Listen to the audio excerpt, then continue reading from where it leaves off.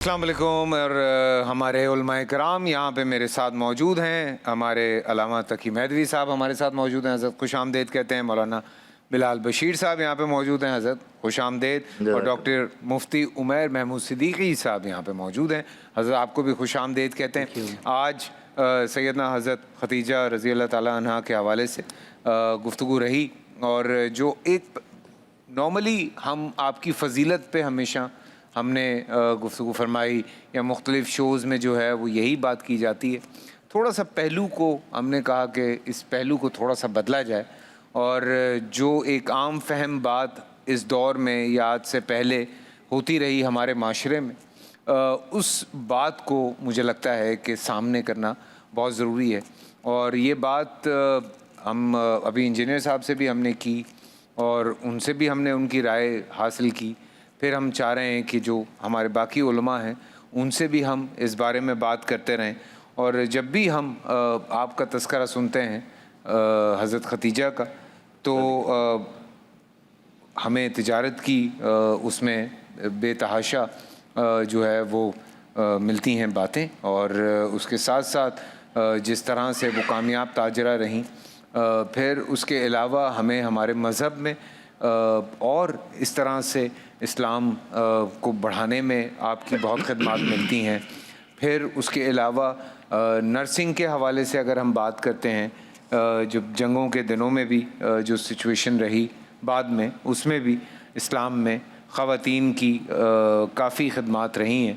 पर जब हम अपने इस खत्ते के ऊपर आते हैं तो यहाँ पे जिस किस्म की बातें हम सुनते हैं, एक बात जो बहुत ज़्यादा सुनने में आती है कि औरत की कमाई में बरकत नहीं है। ये बात मैं भी कर रहा था, उस पे भी मुझे हैरत होती है कि रिस्क देने वाला तो अल्लाह की ज़ात है, तो बरकत कैसे नहीं होगी। क्या वजूहात हैं, क्या ऐसी रीज़न्स हैं कि इस्लाम से जो तालीमात हमें मिल रही हैं, जिस तरह अल्हम्दुलिल्लाह इस्लाम में औरत को मकाम दिया गया, उससे पहले का भी माशरा लोगों के सामने है अगर वो पढ़ते हैं देखते हैं, और उसके बाद इस्लाम के बाद जो औरत को मकाम मिला है वो भी हमने पढ़ा है। लेकिन हम उन सब को साइड पे कर देते हैं ऐसे, और हम सामने कर देते हैं जो सुनी सुनाई बातें हैं उन पे। तो हज़रत बिस्मिल्लाह कीजिए, आपसे बात शुरू करेंगे, फिर हम जल्दी जल्दी आगे चलते जाएंगे। बिस्मिल्लाहिर्रहमानिर्रहीम। सबसे पहले तो मैं आपका शुक्रिया अदा करूँगा कि आपने विसाल हज़रत खदीजा ताहिरा अस्सलाम अलैहा के मौके पर ये दिन मुनक़िद किया, और सारे आलम इस्लाम की खिदमत में इसकी ताज़ियत भी पेश करता हूँ। देखिए, बीबी वो हैं कि जिनकी अगर कमाई की बात की जाए और तिजारत की बात की जाए तो उन्हीं की कमाई पर तो हमारा इस्लाम खड़ा है, और सारे मुसलमानों का दीन उन्हीं की कमाई और उन्हीं की तिजारत पर कायम है। और हुजूर सरवर कायनात ने इरशाद फरमाया कि माकाम वलस्तकाम दीनी इल्ला बिमाल खदीजा व सैफ अली इब्न अबी तालिब। मेरा दीन खड़ा नहीं हो सकता था और उसको क़िवाम हासिल नहीं हो सकता था अगर ये दो चीज़ें ना होती, माल खदीजा ताहिरा और तलवार अली इब्न अबी तालिब अलैहिस्सलाम। तो हज़रत खदीजा ताहिरा सलाम अलैहा पहली ताजरा ख़ातून थी और बेहतरीन कामयाब बिज़नेस वूमेन थी, लेकिन साथ ही साथ उनके अंदर एक और क्वालिटी ये थी कि सिर्फ कमाने वाली नहीं हैं, वो लुटाने वाली हैं, वो क़ुरबान करने वाली हैं, इन्फ़ाक़ करने वाली हैं। और मुझे कहने दीजिए कि इन्फ़ाक़ की जो आयात है वो बाद में नाजिल हुई हैं, इन्फ़ाक़ का अमल पहले हज़रत खदीजा ताहिरा ने दिखाया है।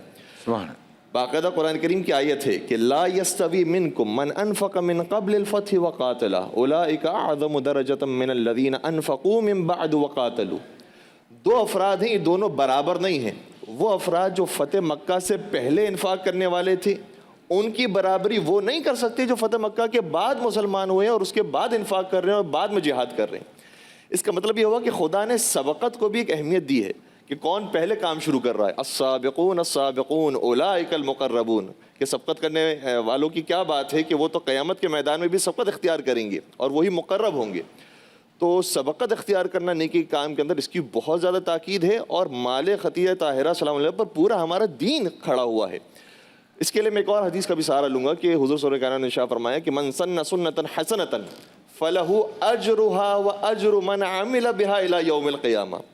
अगर कोई शख्स एक नेक बुनियाद को कायम करता है तो उस नेक बुनियाद कायम करने का सवाब भी उसे मिलता है, और जो उस बुनियाद की वजह से फ़ायदा उठा रहा है उसे भी उसका सवाब मिलता रहेगा क़यामत तक। सवाब जारिया, सवाब जारिया है। यानी अगर किसी ने मस्जिद तामीर कर दी तो मस्जिद तामीर करने का सवाब अलग है, اور جو قیامت تک اگر لوگ مسلمان نماز پڑھ رہے ہیں، تلاوت قرآن کریم کر رہے ہیں، اعمال انجام دے رہے ہیں، اس سب کا ثواب بھی اسی بندے خدا کے نام اعمال میں لکھا جائے گا جس سے بنیاد ڈالی ہے۔ واہ، تو حضرت خدیجہ طاہرہ نے تو دین کی بنیاد کے اندر حصہ لیا ہے، تو باقی جتنے بھی مسلمان ہو رہے ہیں، جتنے بھی ایمان والے ہو رہے ہیں، جتنے بھی نیکیوں کے کام کر رہے ہیں، سب کے اندر حصے دار ہیں حضرت خدیجہ طاہرہ سلام سبحان اللہ۔ اللہ۔ تو دنیاوی اعتبار سے دیکھا جائے تو مالدار خاتون، با عقل خاتون، با فہم خاتون، با شعور خاتون، حسین و جمیل خاتون اور صاحب اولاد خاتون، اور اگر دین کے حوالے سے دیکھا جائے تو آپ سب سے آگے ہیں ایمان کے اندر، آپ سب سے آگے ہیں انفاق کے اندر، آپ سب سے آگے ہیں طہارت کے اندر، آپ سب سے آگے ہیں عفت کے اندر، اور آپ سب سے آگے ہیں محبت رسول اکرم صلی اللہ علیہ وآلہ وسلم سبحان کے اندر۔ اللہ، سبحان اللہ۔ تو یہ ساری کوالٹیز کا مجموعہ ہے حضرت خدیجہ طاہرہ سلام علیہا، اور اگر انسان دین پر اپنا مال خرچ کر رہا ہے تو اس سے زیادہ بابرکت اور کوئی مال نہیں ہو سکتا، چاہے وہ عورت کا مال ہو، چاہے وہ مرد کا مال ہو۔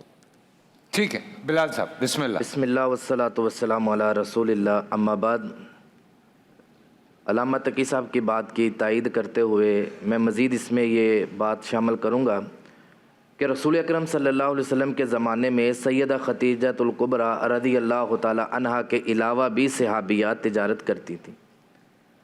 حضرت خولہ بنت مخزومہ رضی اللہ تعالی عنہا کے بارے میں آتا ہے وہ عطر کا کام کرتی تھیں، اور حضرت خولہ بنت توقید رضی اللہ تعالی عنہا ان کے بارے میں آتا ہے وہ اس قدر عطر کا کام کرتی تھی کہ وہ صحابہ کرام صحابیات میں تارا کے نام سے مشہور تھی کہ یہ عطر فروش کرنے والی۔ اللہ۔ ایک دن وہ رسول اکرم صلی اللہ علیہ وسلم کے گھر پہ تشریف لے کے آئی۔ سیدہ عائشہ رضی اللہ تعالی عنہا نے بتایا اللہ کے محبوب پیغمبر خولہ بنت توقید رضی اللہ تعالی عنہا آئی ہیں، تو رسول اکرم صلی اللہ علیہ وسلم نے فرمایا تو ٹھیک ہے نا، ان سے آپ عطر خرید لیں۔ اب اگر عورت کی کمائی میں برکت نہیں ہے تو سب سے برکت والے پیسوں سے آپ نے کہا خرید لو۔ نبی پاک علیہ الصلوۃ والسلام سید عائشہ کو کہہ رہے ہیں ان سے عطر خرید لیں، تو سید عائشہ نے فرمایا اللہ کے محبوب پیغمبر آج وہ عطر فروش کرنے نہیں آئی، آج وہ اپنی شکایت لے کے آئی ہیں۔ تو رسول اکرم صلی اللہ علیہ وسلم نے ان کا مسئلہ سنا۔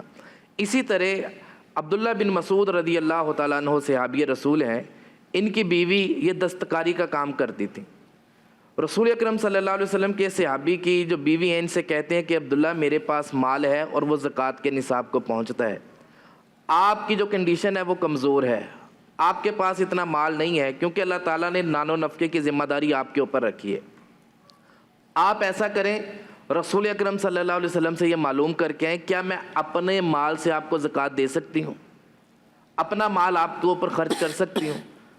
تو سیدنا جناب ابن مسعود رضی اللہ تعالیٰ عنہ فرمانے لگے، صحیح بخاری کی یہ روایت ہے، فرمایا کہ آپ خود چلی جائیں، آپ رسول اکرم صلی اللہ علیہ وسلم سے یہ معلوم کر کے آئیں۔ سیدہ زینب رضی اللہ تعالیٰ عنہ رسول اکرم صلی اللہ علیہ وسلم کی خدمت میں حاضر ہوئیں، آپ اپنے گھر پہ تھے، تو سیدنا جناب بلال رضی اللہ تعالیٰ عنہ کو کہا، جب یہ مسئلہ لے کے آئیں تو ان سے پہلے بھی ایک صحابیہ بیٹھی تھی، وہ بھی یہی پوچھنے آئی تھی کہ میں اپنا مال اپنے شوہر کو دے سکتی ہوں، اس کو زکوٰۃ دے سکتی ہوں، ان کا نام بھی زینب تھا۔ تو سیدنا بلال رضی اللہ تعالیٰ عنہ کو جب یہ کہا کہ ہمارا یہ مسئلہ رسول اکرم صلی اللہ علیہ وسلم تک پہنچا دیں، تو جناب بلال نبی علیہ الصلوۃ والسلام کی خدمت میں حاضر ہوئے اور کہا اللہ کے محبوب پیغمبر باہر دو زینبیں آئی ہوئی ہیں اور دونوں یہ مسئلہ لے کے آئی ہیں۔ آپ نے فرمایا وہ کون سی دو زینبیں؟ فرمایا ایک زینب ابن مسعود رضی اللہ تعالیٰ عنہ کی بیوی ہے۔ رسول اکرم صلی اللہ علیہ وسلم نے فرمایا بالکل دے سکتی ہیں، اور جا کے زینب کو کہو، زینب کو کہ تمہارے لیے دوہرا اجر ہے، ایک تو اپنے شوہر کے اوپر خرچ کرنے کا، دوسرا زکوٰۃ دینے کا۔ عورت کی کمائی میں برکت نہیں گی، ہمارے ہاں ایک فرسودہ جملہ چھوڑ دیا گیا ہے، عورت کو رزق بھی اللہ رب العالمین دیتے ہیں۔ اگر یہ عورت کی کمائی میں برکت نہ ہوتی تو کیا رسول اکرم صلی اللہ علیہ وسلم حضرت جابر رضی اللہ تعالیٰ عنہ فرماتے ہیں کہ میری خالہ کو جب طلاق ہوئی تو میری خالہ عدت میں تھی، گھر کا گزارا کرنے والا کوئی نہیں تھا، وہ باغ میں جا کے کھجوریں توڑنا شروع کر دی تاکہ وہ بیچ کے اپنا وہ کمائی کر سکیں۔ لوگوں نے انہیں منع کرنا شروع کر دیا کہ آپ یہ کام نہ کریں، تو رسول اکرم صلی اللہ علیہ وسلم کے پاس آئیں، نبی علیہ الصلوۃ والسلام نے فرمایا بالکل آپ یہ کام کریں بھی، اور بہترین وہ مال ہوگا جو آپ اپنی کمائی سے صدقہ کریں گی۔ اللہ اس مال کو بہترین رسول اکرم صلی اللہ علیہ وسلم نے کہا۔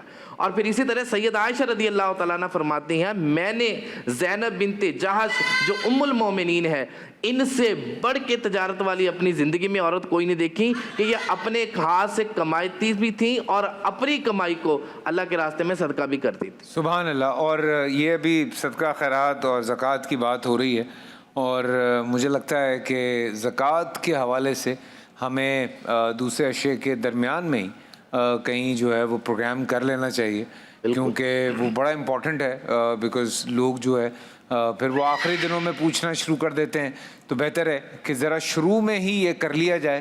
تو اس سے یہ ہوتا ہے کہ جس کو اگر بچوں کے لیے کچھ لینا ہے یا کسی کو گھر کے راشن کے لیے چیزوں کی ضرورت ہے یا کوئی اور گھریلو مسئلے مسائل ہیں، تو وہ لوگ جو ہیں وہ ابھی رمضان بھی ذرا بہتر گزار لیں اور ان کی تھوڑی مدد بھی ہو جائے۔ تو میرے خیال سے جلدی زکوٰۃ کے اوپر پروگرام کرتے ہیں۔ لاہور اور اس کے مضافات میں مغرب کی اذان کا وقت ہوا چاہتا ہے، واپس آتے ہیں تو مفتی صاحب سے بھی اس بارے میں بات کرنی ہے، تو ہمارے ساتھ رہیے، دیکھتے رہیے بہار رمضان۔ جی السلام علیکم، ایک دفعہ پھر بہار رمضان میں آپ کو خوش آمدید کہتے ہیں۔ ڈاکٹر صاحب آپ سے بات نہیں ہوئی، سو اسی بات کو تھوڑا سا میں چاہتا ہوں کہ آپ بھی کلیریفائی کریں اور یہ بات آن ایئر چلی جائے، جو لوگوں کے ذہنوں میں ایک خامخواہ، جیسے عہد رسالت کے حوالے سے میں پوچھنا چاہ رہا تھا کہ کیا اس زمانے میں خواتین تجارت کرتی تھیں یا کام کرتی تھیں، تو وہ اس کی بھی ہمیں گواہی مل گئی اور باقی بھی ہمیں گواہیاں مل گئیں، اور حضرت خدیجہ کے حوالے سے بھی ہمیں بہت ساری گواہیاں تو خیر ہیں ہی، اس کو تو ٹالا نہیں جا سکتا، بٹ یہ بات کہاں سے آئی ہے یہ میں جاننا چاہتا ہوں۔ بسم اللہ الرحمن الرحیم۔ وَوَجَدَكَ عَائِلًا فَأَغْنَىٰ، صدق اللہ العظیم۔ سورۃ الضحیٰ کی یہ آیت مبارکہ کہ اللہ کے رسول صلی اللہ علیہ وآلہ وسلم آپ کے پاس مال نہ تھا، اللہ تعالیٰ نے آپ کو غنی کر دیا۔ مفسرین فرماتے ہیں کہ یہ آیت مبارکہ حضرت ام المومنین سیدہ خدیجۃ الکبریٰ رضی اللہ تعالی عنہا کے بارے میں نازل ہوئی کہ جب آپ صلی اللہ علیہ وآلہ وسلم نے دین اسلام کی دعوت اور تبلیغ کا کام شروع کیا تو سب سے زیادہ جس ہستی نے اپنے مال سے آپ صلی اللہ علیہ وآلہ وسلم کی مدد کی وہ حضرت سیدہ خدیجہ رضی اللہ تعالی عنہا ہیں۔ تو کتنی بڑی شان ہے، آپ برکت کی بات کر رہے ہیں کہ آپ صلی اللہ علیہ وآلہ وسلم کے لیے جو اغنا کا لفظ اللہ تعالیٰ نے استعمال کیا، اس میں جس ہستی کو وسیلہ بنایا ہے وہ حضرت سیدہ خدیجۃ الکبریٰ رضی اللہ تعالی عنہا ہیں۔ حضرت خدیجہ بنت خویلد بن اسد سیدہ ہیں، قریش کے عظیم ترین قبیلے سے تعلق رکھتی ہیں۔ ان کی والدہ کا نام فاطمہ بنت زائدہ ہے اور وہ بھی قبیلہ قریش سے تعلق رکھتی ہیں۔ اور خاص طور پر آپ غور کیجئے کہ آپ صلی اللہ علیہ وآلہ وسلم کی ازواج جن کے بارے میں قرآن کہہ رہا ہے کہ النبی اولیٰ بالمؤمنین من انفسہم وازواجہ امہاتہم، کہ آپ صلی اللہ علیہ وسلم انبیاء سے امت سے مومنین سے ان کی جانوں کے زیادہ قریب ہیں، بالکل ان کی جانوں سے زیادہ ان کے قریب ہیں، اور ان کی ازواج ان کی مائیں ہیں۔ اور پھر آپ غور کیجئے کہ ان کے حجرات کا ذکر ہو رہا ہے، ان کے بیوت کا ذکر ہو رہا ہے، تو کیا ہی برکت ہے۔ میں یہاں پر خاص طور پر کیونکہ آپ نے برکت اور سیدہ خدیجہ رضی اللہ تعالی عنہ اور دین کے لیے ان کی کیا خدمات ہیں، کیونکہ 10 رمضان المبارک ان کا یوم وصال ہے، اور 25 برس میں جب آپ صلی اللہ علیہ وسلم کا ان سے نکاح ہوا تو تقریباً کم و بیش 25 سال کی مصاحبت ہے آپ صلی اللہ علیہ وآلہ وسلم کے ساتھ۔ آپ ذرا اندازہ کیجئے کہ آپ صلی اللہ علیہ وآلہ وسلم کی تمام اولاد امجاد سوائے حضرت ابراہیم کے، حضرت قاسم، حضرت عبداللہ، حضرت زینب، حضرت رقیہ، حضرت ام کلثوم، حضرت فاطمہ الزہرا رضی اللہ تعالی عنہن و عنہم اجمعین، تمام حضور علیہ الصلوۃ والسلام کی اولاد امجاد سوائے حضرت ابراہیم کے وہ حضرت سیدہ خدیجہ رضی اللہ تعالی عنہ سے۔ ایک مرتبہ حضرت سیدہ حلیمہ سعدیہ رضی اللہ تعالی عنہ تشریف لے آئیں۔ حضرت ماریہ سے تھی، حضرت ابراہیم حضرت ماریہ سے۔ بالکل۔ تو اب آپ غور کیجئے کہ حضرت سیدہ حلیمہ سعدیہ رضی اللہ تعالی عنہ تشریف لے آئیں، آپ صلی اللہ علیہ وسلم کی رضائی والدہ ہیں جی۔ تو آپ علیہ الصلوۃ والسلام نے اپنی مبارک چادر کو نیچے بچھا دیا، اور جب ان سے گفت و شنید ہوئی تو معلوم ہوا کہ حضرت حلیمہ سعدیہ رضی اللہ تعالی عنہ بہت فقر کی کیفیت میں ہیں، تو حضرت خدیجۃ الکبریٰ رضی اللہ تعالی عنہ نے 40 بکریاں، قحط پڑا ہوا تھا، 40 بکریاں اور اونٹ ایک ہی نشست میں حضور علیہ الصلوۃ والسلام کی والدہ ماجدہ کو پیش فرما دیں۔ سبحان اللہ۔ پھر آپ غور کیجئے کہ ایک مرتبہ آپ صلی اللہ علیہ وسلم غار حرا پر تشریف فرما تھے، اور جبریل امین آپ علیہ الصلوۃ والسلام کی بارگاہ میں حاضر ہوئے اور اللہ کی وحی کا پیغام لے کر آئے ہیں۔ تو عرض کرتے ہیں کہ اللہ کے رسول صلی اللہ علیہ وسلم یہ آپ کی خدمت میں حضرت خدیجہ حاضر ہیں. اب آپ ذرا غور کیجئے گا فیصل بھائی کہ غار حرا پر اگر کبھی آپ چڑھے ہوں تو بہت مشکل ہے غار حرا پر چڑھنا، اور تقریباً کم و بیش کئی گھنٹے لگ جاتے ہیں. لوگ فجر کی نماز کے بعد چڑھنا شروع ہوتے ہیں اور کوشش کرتے ہیں کہ سورج نکلنے کے تھوڑے وقت بعد تک وہاں پہنچ ہی جائیں. اس زمانے میں جب یہ تمام تر سہولیات موجود نہیں تھیں، اب تو سیڑھیاں بن گئی ہیں. حضرت خدیجہ رضی اللہ تعالی عنہ ایک طرف اپنا مال آپ صلی اللہ علیہ وسلم پر خرچ کر رہی ہیں، دوسری طرف کیفیت یہ ہے کہ آپ علیہ الصلوۃ والسلام جو حرا کے مقام پر اللہ کی عبادت کے لیے خود کو وقف کیے ہوئے ہیں، آپ کھانا لے جاتی ہیں، پانی لے جاتی ہیں، ضرورت کا سامان لے جاتی ہیں. اور عمر مبارک کیا ہے، دیکھیے 40 برس کی عمر میں شادی ہوئی اور تقریباً 15 برس کا دور گزر چکا ہے، تقریباً 55 برس کی عمر ہے. تو حضرت جبریل امین عرض کرتے ہیں کہ اللہ کے رسول صلی اللہ علیہ وسلم یہ حضرت خدیجہ آپ کے لیے کھانا لائی ہیں، آپ کے لیے پانی لائی ہیں، آپ انہیں اللہ کی طرف سے سلام کہیں. اللہ، آپ انہیں میری طرف سے سلام کہیں. اور آپ انہیں جنت میں ایک ایسے گھر کی بشارت دے دیں جو اللہ تعالیٰ نے ان کے لیے موتیوں سے بنایا ہے. اور جب حضرت خدیجہ کو جبریل امین نے سلام پیش کیا تو آپ صلی اللہ علیہ وسلم کی چہیتی بیوی اور ام المومنین حضرت خدیجہ رضی اللہ تعالی عنہ فرماتی ہیں کہ ہوا السلام، اللہ تعالیٰ بھی سلام ہے، ومنہ السلام، اور تمام سلامتی اللہ کی طرف سے ہے، وعلی جبریل السلام، اور جبریل امین پر بھی سلام ہو، وعلیک یا رسول اللہ السلام، اور اللہ کے رسول علیہ الصلوۃ والسلام آپ پر بھی سلام ہو. اور جب آپ نے ان کی خدمات کی بات کی ہے تو میں یہ سمجھتا ہوں کہ شیب ابی طالب میں فیصل بھائی جو 3 برس کا عرصہ گزرا ہے، شیب ابی طالب میں 3 برس کا عرصہ جس میں ایک سوشل بائیکاٹ ہو رہا ہے، بالکل مسلمانوں کے ساتھ تجارت کو روک دیا گیا، مناکحت کو روک دیا گیا. ایک ایسے وقت میں ایک کفایت شعار بیوی کے طور پر ام المومنین خدیجہ رضی اللہ تعالی عنہا اپنے تمام اہل بیت کے ساتھ، تمام خانوادے کے ساتھ، کل بنو ہاشم کے ساتھ ہر سردی گرمی خزاں بہار مشکل میں حضور علیہ الصلوۃ والسلام کی خدمت میں حاضر ہیں. اور جب آقا علیہ السلام پہلی مرتبہ اسلام کا پیغام لے کر آتے ہیں تو سب سے پہلا اسلام لانے والی، سب سے پہلے وضو کرنے والی، سب سے پہلی نماز پڑھنے والی، اور آپ علیہ الصلوۃ والسلام کو تسلی دینے والی کہ آپ امانت کو ادا کرتے ہیں، اللہ، آپ غریبوں کے بیواؤں کے ملجا و ماوا ہیں، آپ مسکینوں کا ٹھکانہ ہیں. اللہ تبارک و تعالی آپ کی خدمات کو کبھی ضائع نہیں کرے گا. تو میں یہ سمجھتا ہوں کہ اس دور میں جب ویمن رائٹس کی بات کی جا رہی ہے، فیمنزم کی بات کی جا رہی ہے، عورت کو ایمپاور کرنے کی بات کی جا رہی ہے، اس سے خوبصورت مثال فیصل بھائی میں تو دیکھیں نا، میں تو یہ جو بانڈنگ کی ہم جب بات کرتے ہیں، جو تعلیمات حضور پاک صلی اللہ علیہ وسلم سے ہمیں ملتی ہیں، ہمیں جرنلی ہمارے یہاں ایک کانسیپٹ ہے کہ یار بیوی کو اپنی تنخواہ مت بتاؤ، یہ آپ سوچیں، یا اپنی کوئی ایسی بات نہ بتاؤ، یا یہ مت بتاؤ.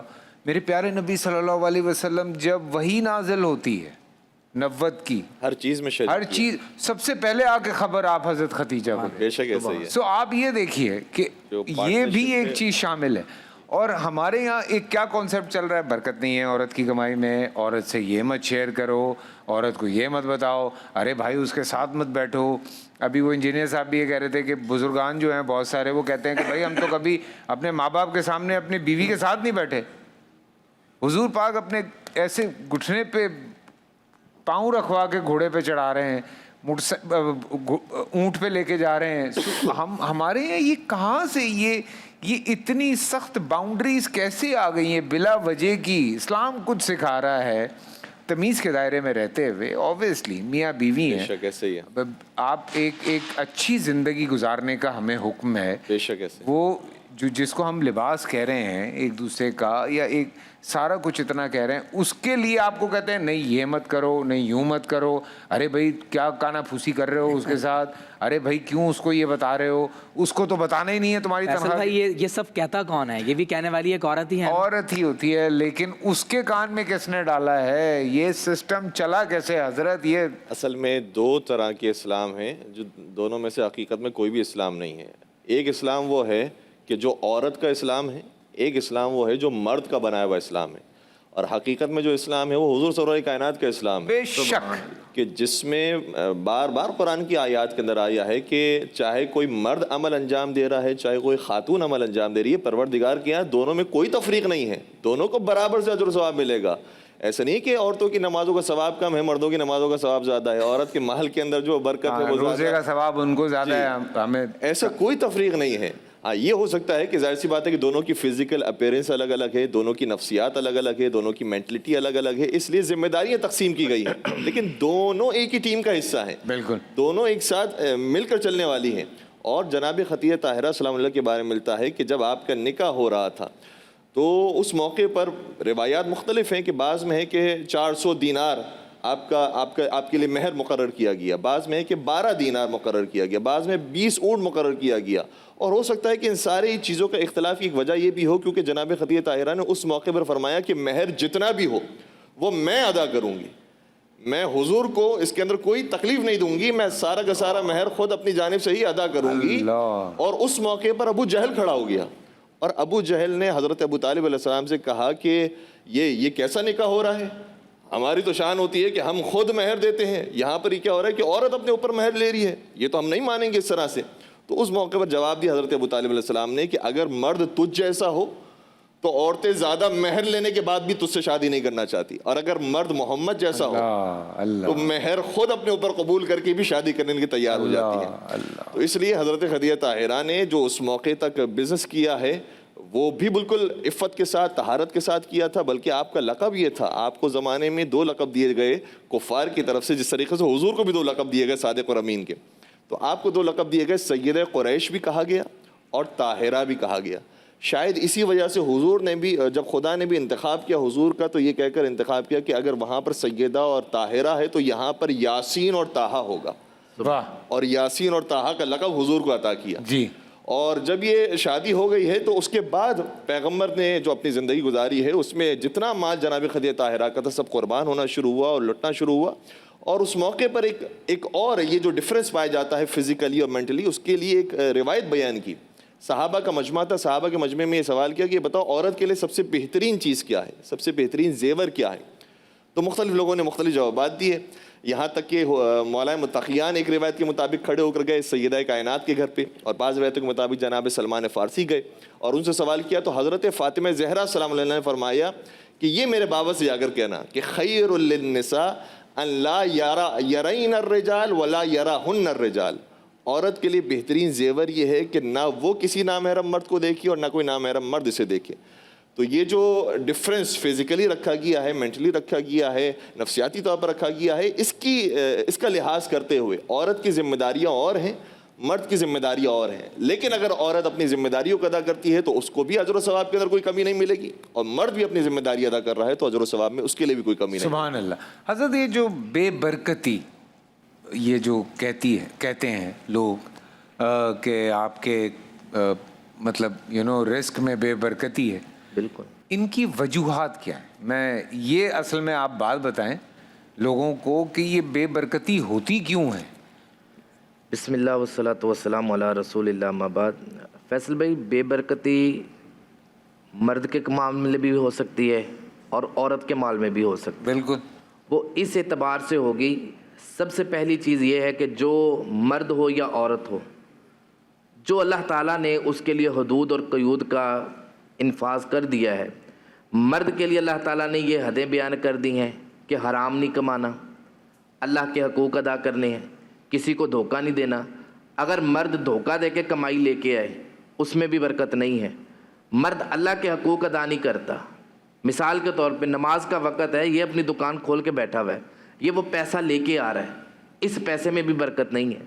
اور یہی چیزیں اگر عورت کے لیے ہے، اس کے لیے جو شریعت نے یہ کام کرنے کے لیے جو شریعت کے ماخذ سے ہم دیکھیں جو ہمیں اس کے لیے سہولتیں ملتی ہیں، پہلے چیز یہ ہے کہ وہ اپنی حجاب کی پابندی کرے۔ اگر عورت بے حجاب ہو کے نکلتی ہے تو ایسی عورت کے مال میں اللہ تعالیٰ نے برکت نہیں رکھی۔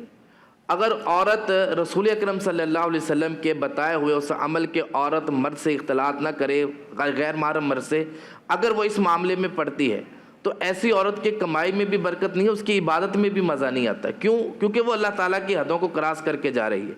اگر کوئی عورت اپنے شوہر کی نافرمانی کرتی ہے, شوہر سے پوچھتی نہیں ہے, حالانکہ شوہر یہ ذمہ داری اٹھا رہا ہے, اس کے نان و نفقے کی ہر چیز اسے دے رہا ہے, پھر بھی وہ اس کی رضامندی کے بغیر باہر نکلتی ہے, پھر جا کے کماتی ہے, یہ چیزیں ہوتی ہیں بے برکتی کے لیے.